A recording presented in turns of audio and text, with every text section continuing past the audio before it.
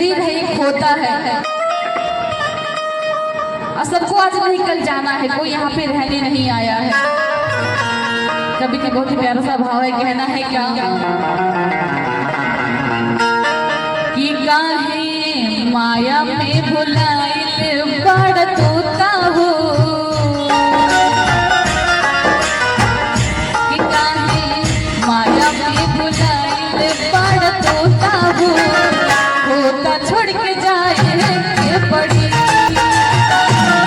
माया में भुलाइल बड़ तोता हो, होता छोड़ के जाए के पड़ी।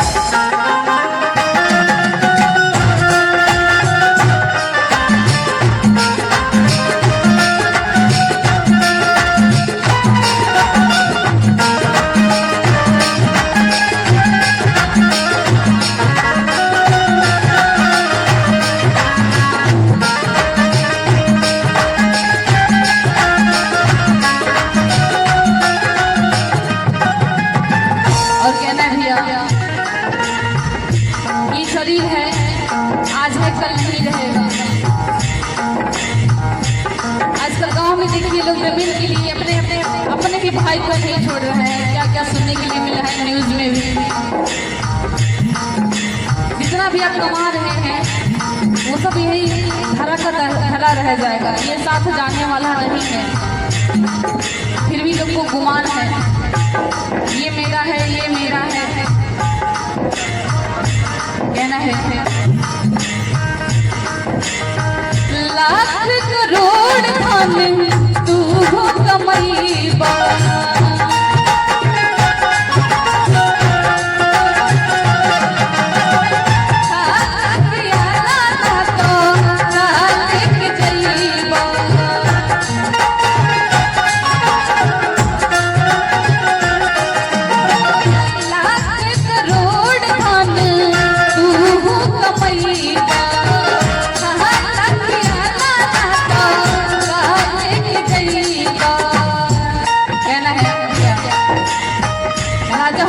सबको वहीं जाना है भैया। राजा हो या रंग हो, सबको वहीं जाना है। किस बात का गुमान करे भैया। कहना है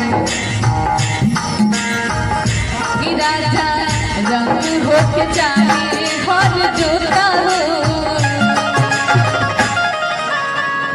कि राजा रंग हो के चाहे हर जोता हो, होता छोड़ के जाए पड़ी।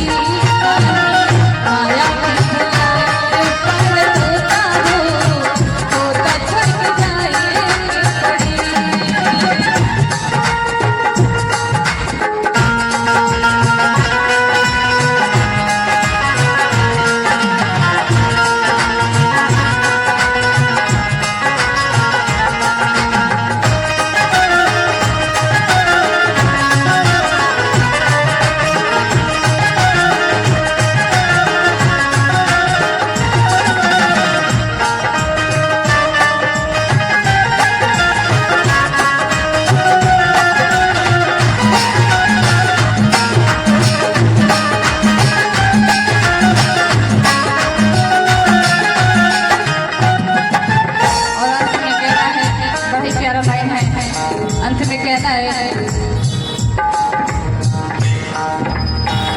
उड़ जाए सुखना एक दिन पलक के लताती,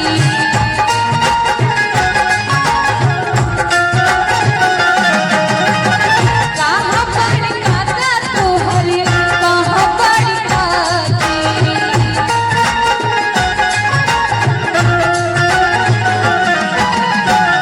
उड़ जाए सुखना एक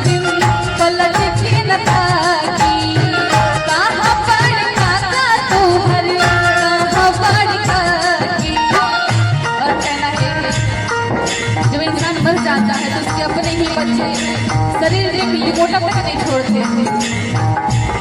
लंगोटा समझ रहे हैं आप लोग? अपने ही बच्चे लंगोटा तक नहीं छोड़ते हैं शरीर के, धन दौलत की बात ही अलग है।